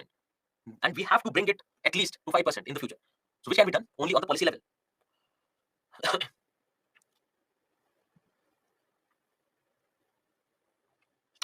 Okay, so with this, we move into the next dimension, that is of preventive measures by the government. So if there is any kind of problem with respect to health, either you can prevent it before it spreads, or you can cure it afterwards. So if it is, say, think about malaria. So either you can prevent malaria by keeping your surroundings clean, etc. Else, once you get it, then you have to go for curative. treatment. That is that now once you have gotten malaria in your body, once you are infected, then you have to given some kind of cure by the doctors. So in that regard, we see that there are various preventive and curative measures that the government has taken up. Yes, prevention is always better than cure. And we will see that it is preventive measures. For example, you can think about nutrition, you can think about cleanliness, you can think about clean drinking water. Now, these are generally the reasons behind, as we've already seen, that these are generally the reasons behind the problems with respect to health. If the nutrition is not proper, you're not having clean drinking water, then you are more susceptible to falling sick. So why not prevent things right at the beginning before they start spreading? So what we can do is, in this regard, let's look at various aspects, various dimensions of preventive care. These are various dimensions of preventive care, and then we'll look into what kind of measures the government has taken. Now, the first dimension is nutrition. If you do not get sufficient nutrition, you will fall sick. So one dimension. Then you have to take care of maternal and child health, because ultimately we find that these rates are very high in India. These rates are very high in India, which has to be tackled, which has to be brought down, because it does not fare well with our overall idea of making India the world leader. And these numbers have been very high for various years now, for many years now. Yes, there has been a decline, but it is not substantial. Then the problem of pollution, because pollution can directly lead to various kind of disorders. Think of air pollution and respiratory disorders. Similarly, without vaccination, people would not be able to develop immunity in the systems. If they are not immune to various diseases, then they are also vulnerable, and they can fall sick easily. And in this regard, you can think of COVID-19 vaccination, you can think of various vaccination, BCG, etc., that are provided to children. Then there can be vaccination for the adults as well. So various kinds of vaccination that government provides. So this need not to be, because this is more or less factual, that what all vaccines are available. So we need not get into the details of it. But one aspect related to vaccination is clinical trials that we'll definitely discuss, because it has more to do with R&D, research and development, that we'll discuss. Then keeping our surroundings clean, spreading awareness with respect to various diseases. That you see that during rainy season, you'll find that most of the state governments will start the awareness campaigns with respect to dengue. That this might become a potential problem. So it is not just the healthcare department, but also your municipal corporations who start these campaigns of awareness. So do not let water get collected in any area near or inside your house. Then also there can be various awareness campaigns with respect to AIDS, etc. So these are a few dimensions that we have to see. Then mental health as a challenge. Mental health, because of lack of awareness, because of lack of manpower, mental health is a problem. Then what can be done? Whether government has suggested something or not. Then substance abuse. So you can think in terms of various drugs, alcohol, etc. So these, because India, you see that we are vulnerable to this problem of substance abuse, and we see it prevalent in a country, in a few states, and it is. It's not that it is spread evenly across the country, but yes, it is more in a few pockets. Why? Because of our proximity to the Golden Crescent and Golden Triangle, and that is the reason you find Northeast and Punjab infested with this problem on drugs. Then multi-drug resistance, and particularly in terms of tuberculosis, that the body develops resistance to a particular drug, and now how do you treat that problem? Because your body is immune, your body has developed resistance to that drug. The drug is not helping at all. Then the aspect of research and development. So these can be preventive measures, because with research and development, you see that with research you can develop new vaccines. If there's a new problem coming up, that can be addressed. And this research and development can be in terms of healthcare management system as well. That you can look into various predictions. It is not just a domain of your scientists. It is a domain of your policymakers as well. That your policymakers can better predict that what are going to be the major problems in the future, and what can we do right now to address those. Yes, so maternal and child health will be found again and again. So previously it was mentioned in the form of status of healthcare system in India, status of health in India. Now it is mentioned in the form of what are various preventive measures that have been taken with respect to this. And yes, we are not covering each and every dimension comprehensively, because these things have been repeated, and we understand that these things have been repeated in the previous chapters as well. So with respect to women, we have already discussed what are various schemes which help with women. Now, mental health as a preventive measure, mental health as a preventive measure, because mental health can ultimately lead to other problems as well. Just think of depression. Now, because you're not mentally sound, one is that mental health is not being addressed as a problem in the country. People are not aware with respect to this. So yes, mental health can be curative, but it becomes curative later. It is more preventive in nature. So if you keep the environment stress-free, if people have their socioeconomic needs taken care of, if people do not feel marginalized, do not have the sense of loneliness that we find in cities particularly, we can address this problem of mental health. So yes, there are curative measures wherein once you get a mental health problem, then you would have to go to a psychiatrist or a clinical psychologist who will help you. But before that, you can have preventive measures. So you can have dedicated counseling helplines. Yes, meditation and yoga can be a solution. And also, if you look at a policy in that regard, if you look at a policy, it talks about promotive healthcare as well. So one is preventive healthcare, another thing is promotive healthcare. Promotive, wherein you are promoting various practices related to health. For example, yoga can be an example of promotive healthcare. That the government is promoting yoga, which is basically promotive healthcare. It is not. It is preventive ultimately. Yes, it cannot. It is to a certain extent curative as well. And we do not know the we don't have a scientific backing, but yes, it is definitely the researches that we have. It is definitely curative to a certain extent. It is definitely preventive. But the way government has approached yoga, for that matter, has been promotive approach towards healthcare. So now healthcare is not just preventive and curative; it is promotive as well. Then let's talk about these preventive measures. So you know already what can be done to prevent the problem of hunger and malnutrition. Yes, so Fit India campaign, again, a promotive idea. Yes, you can think of it. So nutrition and hunger, you already know how can we address this, and what are the various government measures that have been taken to promote nutrition and hunger. So nutrition and hunger already addressed. Maternal and child health, can you suggest a couple of schemes with respect to maternal and child health? You already have the data, you have seen the data, you have already read the schemes. Can you talk about maternal and child health? Okay, integrated child development. Indradhanush is with respect to vaccination, but also child health. Great. You have your ASHA workers under your National Health Mission. Then Janani Suraksha Yojana, also Ujjwala Yojana. Great. Midday meal scheme, yes, midday meal scheme takes care of nutrition and hunger. and also it ultimately promotes child health. So again, the way we discuss in other topics as well, that they will have fluidity across these topics, across these dimensions. Then we talk about pollution, particularly air pollution, which is becoming a problem in urban areas and leading to respiratory disorders. Now this is something that has to be taken care of, but it is not just air pollution. You have to think about other pollution as well. You have to think about land pollution as well. You have to also think in terms of cleanliness and waste management. You also link it with cleanliness and waste management, right? Then you have vaccination. For vaccination, you can think about Mission Indradhanush, so which coverage to pregnant women and children. Now there are say a few features of Mission Indradhanush that you can mention in your notes. But now you see that vaccination. If you talk about children who are vaccinated and not vaccinated, you'll find that the chances are the one who's not vaccinated, they have 3 to 6 times higher risk of death as compared to fully immunized children. And with respect to this, you can talk about the success of our polio eradication program, which has worked wonders. And now again, if you see, it was not just a matter of access that it was being provided everywhere. It was a matter of awareness as well. Because previously, before the awareness campaigns, you see that people used to reject it for various religious and other social reasons. They thought that it will be detrimental to health of the children, so they were not going for it. But with all the awareness campaigns that were run for years altogether, now we see that polio has been eradicated. Now similarly, there are other vaccines as well. That there are few vaccines that only government takes care of in children. Then also there can be vaccines for adults as well. Then there are different vaccines for women, and now you do not have to remember which vaccine for who. What is that? But you have to see that government has been investing in the same. Government has been investing in the same. It is not that vaccination is something which is sidelined. And particularly the recent mission Indradhanush can be an example for the same. Now, with respect to cleanliness and sanitation, you can talk about your Swachhta Abhiyan. But before that, what you have to do is think of the World Health Organization program, that is WASH, which basically talks about water, sanitation, and hygiene. Now, this is the broader framework under which your sustainable development goals and hence your Indian programs work. So they can be directly linked to that. Then also you link it to your sustainable development goal 3 and 6. Here, if you find that with respect to clean toilets, you have various programs: open defecation, free India, for instance, then clean drinking water, Jal Jeevan Mission, etc. Cleaning your, keeping your neighborhood clean comes with Swachh Bharat Abhiyan. Then also you have to address here the issue of waste management. So the idea of scientific waste management, the idea of separation at the end of at your end, that you separate the waste before you dump it. And in this regard, you would see that there are few municipalities who would not accept the waste, and now pretty much everyone is following the same. But otherwise, they would not accept the waste. It is not separated and segregated. So these can be a few aspects related to cleanliness. So yes, ODF is open defecation free India. So it is with respect to not having a toilet at home or not using the toilet at home and going out for your natural call in the, say, forest or elsewhere in the open, out in the open. So because it is one, it has to do with cleanliness, and also the other idea is that generally in children, it actually leads to diseases as well. They become more vulnerable because of this open defecation, and also it can be a challenge safety issue with respect to women. So with various dimensions, you see that we had this open defecation free India program, and with respect to that, we have achieved a good number. But yes, it is still there. And with respect to open defecation, yes, the mindset also is a problem, that people do have toilets at home, but they do not want to use those, and they prefer going out in the open. So these are the programs. But you remember, if a question is asked with respect to how India is faring in terms of achieving your sustainable development goal 3. Now, what you think is, because one, that you should remember your sustainable development goals, and also another thing is you would think that where is this question asked from in paper 2? Then you have to remember that it can be directly your sustainable development goals. Wherever we can link them, we are linking them. And you see, the answer remains the same.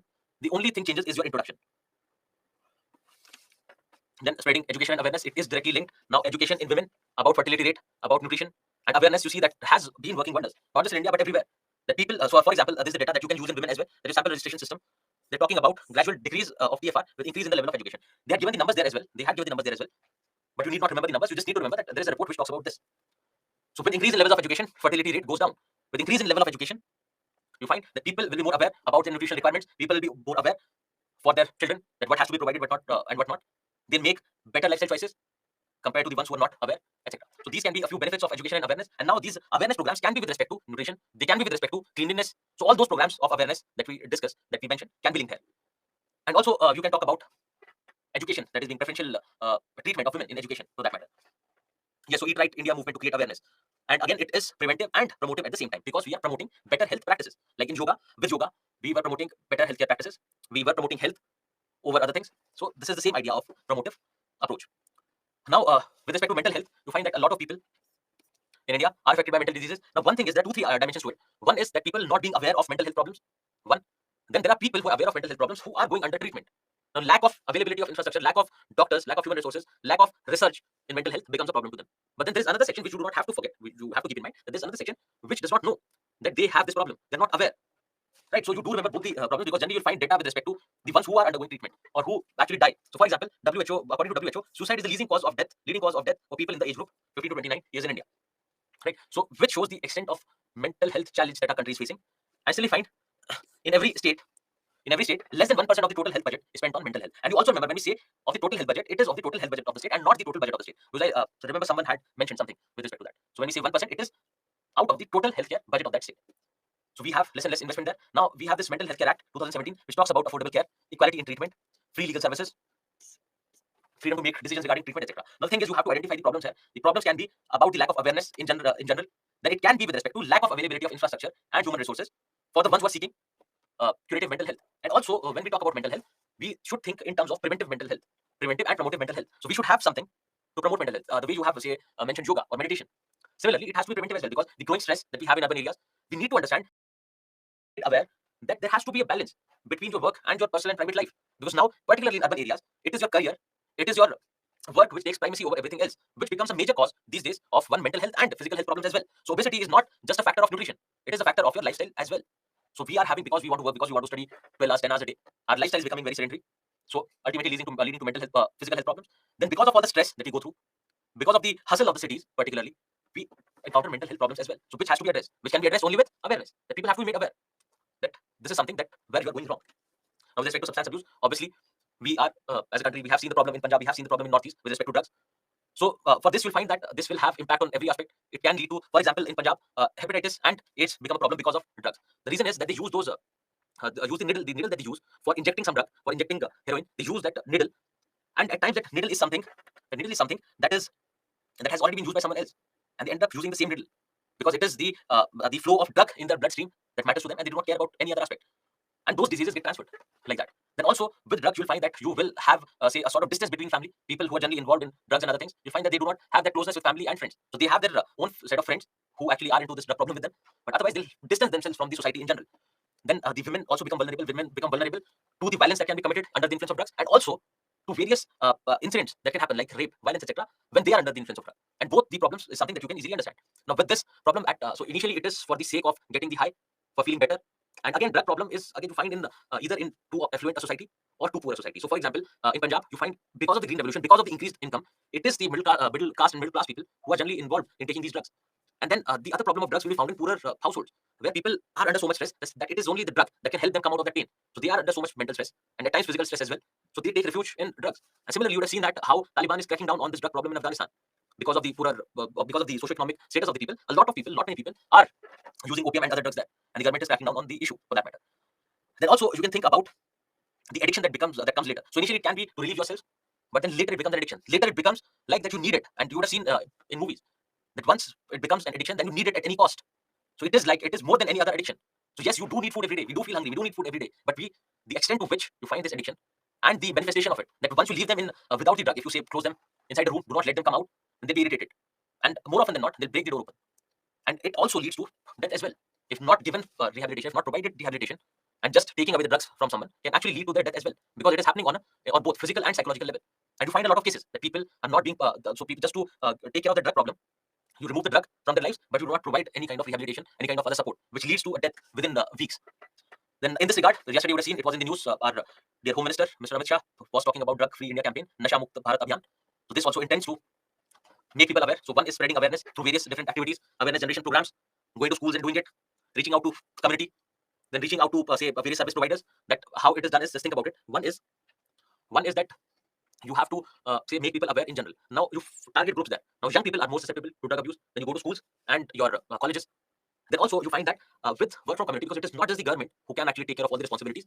So you can have NGOs work for the awareness with respect to drugs, and also various community members, because you find say in your urban areas, you have these resident welfare associations. Now they can also help in spreading the awareness. And not just Drug Free India campaign, you have various rehabilitation centers opened by government. Then there are rehabilitation centers opened by private players. And along with that, you find that cracking down on drugs in any way, for example, the role of your Narcotics Control Bureau can also be linked here. That this is how the government is working in the direction of curbing this menace of drugs. Now then there is multi-drug resistance, wherein basically what happens is that you have a disease because of say a bacteria. Now that bacteria is there in the body, and you go on taking medicines. Now over a period of time, that bacteria becomes immune to the medicine, and your body at large becomes rejects the drug for that matter, because the bacteria is already immune and they would not be able to kill the bacteria. So that medicine would not work on your body. So if you go on taking that medicine for a long period of time, the bacteria, say for instance, will develop immunity against that medicine, and that medicine will not work for your body. Then how do you oust that bacteria? And this becomes a problem, because this leads to death. Because if you go on taking medicines, and over a period of time you develop this multi-drug resistance. Because if it is just one drug, it is fine because you can take another drug. But then if that other drug is also leading to this antimicrobial resistance, then this becomes a problem, because now then how else do you cure the disease? And now this has happened primarily because of the medicines that are used, that are prescribed by our healthcare workers, that are prescribed by our doctors. And in this regard, one idea is you are dealing in a curative way, that is national action plan on antimicrobial resistance. And then other idea can be preventive in nature, that why not use traditional medicine which does not lead to this? Then it can come in the form of regulation, that you do not let them sell the medicines which actually are more susceptible to become resistant. Yes, so even when medicines are not taken for the actual prescribed time, can also lead to drug resistance. Absolutely, yes. So this has more to do with research and development. So we have to invest in research and development for, say, research in medicines. One idea can be, in form of development, can be your policymakers who can use the data that is coming. So these are the ideas. And also you have the Standing Committee on Health and Family Welfare, who has talked about the mere share of health and of research and development that we give out of our total health budget. Then also the departments report that we are not getting funds, but we find that there is underutilization of funds as well with respect to various research departments. Then also you find that way too less number of research papers are being published. So one idea is that we invest too less, the government invests too less in research and development. There's not much private contribution with respect to research and development. The second thing is that the funds that have been allocated are not being transferred. The funds that have been transferred go unutilized. And even if the funds are utilized, we find a lot less activity or a lot less research papers being published, as ideally the case should have been. So this is the problem with research and development. But yes, the national health policy says that over a period of time, there'll be a steady increase in the amount that goes into research and development. Also, we have to bring in the private players as well. So private players, pharmaceutical companies should be incentivized to invest in research and development. Now then you can have various curative measures. These are primarily preventive in nature. And also you do remember to link everything, because when we say compulsory licensing, it goes back to the medicine, the idea of medicine, the cost of medicine. Similarly, when we talk about clinical trials, it gets related to vaccination, because the same thing, for example, same issue will have both the solutions. One is curative. So one is curative in the sense that once you have a problem, you'll be provided with healthcare, medicine, etc. The other idea is preventive, not letting that happen in the first place. So both go hand in hand. So try not to put them in watertight compartments. Let there be an organic flow between these dimensions. Because with respect to healthcare infrastructure, with respect to financing, with respect to out-of-pocket expenditure, you'll find medicines everywhere. Similarly, if you talk about cleanliness, if you talk about waste management, then infrastructure also comes into picture. So rather than delinking them, keep them fluid. Let these dimensions get in touch with each other. Now here, the first idea is clinical trials. So to develop a vaccine, it is basically the experiments that go on. If you're developing a medicine, if you're developing a vaccine, now we have to find out whether it is effective or not. Whether it is effective or not. How better to do it if you test it on humans. So you have to. Then there are rounds in clinical. There are phases in clinical trials. So it need not necessarily start with human, but it has to end with human. Because if you start with human, you do not know if it is at a very premature stage. It might harm the individual who has been under the trial. So there are stages. Now with respect to clinical trial, we find that India has become a premium destination for clinical trials across the globe. There are multiple reasons for that. Now one idea is that there has to be a regulation with respect to clinical trials, because if more and more companies come from outside, get their clinical trials done here, the people who actually go for clinical trials are generally from the poorer sections, and they are ready to undergo those trials without fearing or caring for the fact that it might become a problem, or it might become a matter of life in the future. So we have to regulate this. This is something which has to be kept in mind. Now, why India is considered a preferred destination? Because lack of education, lack of awareness, and poverty, because of which people readily agree. Then lack of regulation, for that matter. You do not have very stringent laws here. It is very easy to violate laws here as well. Then, if you are preparing a medicine, ultimately, people from various racial backgrounds are going to use it, because it will be sent to, say, Africa, it will be sent to Europe, it will be sold in India. So you have a lot of racial diversity across the globe.